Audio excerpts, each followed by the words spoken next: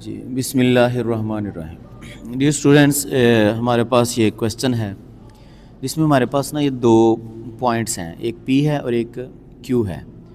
हमने फाइंड करना है पी क्यू। पी क्यू जो है ये एक वेक्टर है, ये हमने फाइंड करना है। इसको फाइंड करने का ये तरीका होता है कि मैं यहाँ आपको थोड़ा सा बता देता हूँ। क्यू के पहले नंबर में से पी का पहला नंबर नफ़ी होगा, यानी कि हम उसको माइनस करेंगे। यानी कि क्यू का पहला नंबर 6 माइनस करेंगे पी के पहले नंबर को 2 को, और साथ हम क्या लिखेंगे एओटा। यहाँ दरमियान में हमेशा प्लस ने आना होता है, ठीक है। इसी तरह क्यू के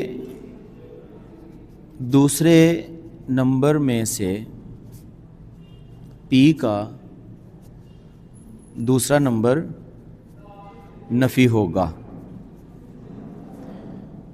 क्यू का दूसरा नंबर क्या है?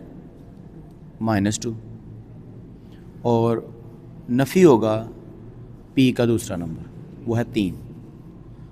तो -2 -3 यहाँ क्या आ जाएगा जे, ठीक है। ये नीचे जो है ना एक छोटी सी लाइन होती है, इसको हमने लिखना होता है।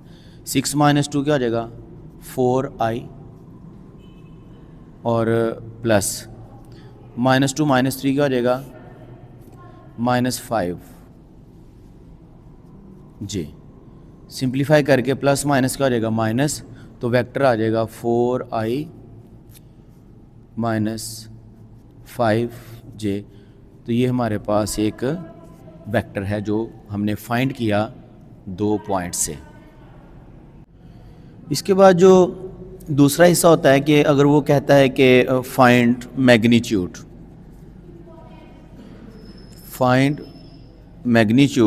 ऑफ वेक्टर, तो मैग्नीट्यूड जो है वो फाइंड करने का मेथड यूँ है कि हमने पी और क्यू वेक्टर को ऐसे 2 लाइनों में बंद करना है, और स्क्वायर रूट में जो एओटा का कोफिशिएंट है 4, इसका स्क्वायर, प्लस और जो जे का कोफिशिएंट है -5, इसका स्क्वायर। तो इस तरह जो है वो हम मैग्नीट्यूड फाइंड करते हैं। 4 का स्क्वायर 16 और 5 का स्क्वायर 25, और माइनस माइनस जो है वो प्लस हो जाएगा। अब हम इन दोनों को ऐड करेंगे, 16 + 25, तो ये हो जाएगा 41। तो ये हमारे पास वेक्टर की मैग्नीट्यूड आ जाएगी। इसी के साथ मैं आपको बताऊं कि अगर हमने यूनिट वेक्टर फाइंड करना है, यूनिट वेक्टर अगर हमने फाइंड करना है, तो जो यूनिट वेक्टर होता है, ठीक है, ये पी क्यू वेक्टर है, सपोज हम इसको यू कह लेते हैं, एक नाम रख लेते हैं, आप इसको यू कह लें, तो ये एक वेक्टर है। और जो हमने पी क्यू मैग्नीट्यूड फाइंड की, वैसे यू की मैग्नीट्यूड हो जाएगी। तो अगर हमने यूनिट वेक्टर फाइंड करना है तो उसका लिखने का तरीका ये होता है कि हम यू के ऊपर ऐसे कैप लगाते हैं। कैप से जो मुराद होती है वो यूनिट वेक्टर होता है। तो इसका होता है तरीकाकार कि यू वेक्टर ऊपर और नीचे उसकी मैग्नीट्यूड आ जाती है। तो जो हमने यू वेक्टर फाइंड किया था 4i - 5j, ये यू वेक्टर आ गया, और यू की जो मैग्नीट्यूड हमने फाइंड की है 41, तो ये 41 से हम इसको डिवाइड कर देंगे। उसके बाद आप 4 को भी डिवाइड करें 41 से, और -5 को भी डिवाइड करें स्क्वायर रूट 41 से, ठीक है।